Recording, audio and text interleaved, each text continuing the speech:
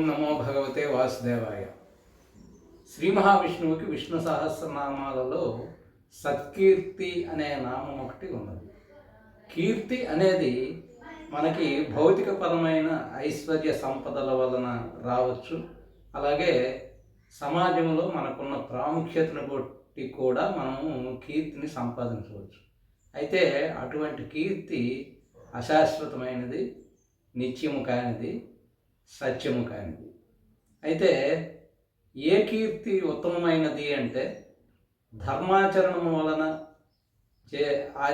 సంపాదించిన కీర్తి కానీ, ధర్మాన్ని పరిరక్షించటం వలన వచ్చిన కీర్తి కానీ, ధర్మ సంస్థాపన వలన వచ్చిన కీర్తి కానీ సత్యమైనది, తరగనిది, నిత్యమైనది.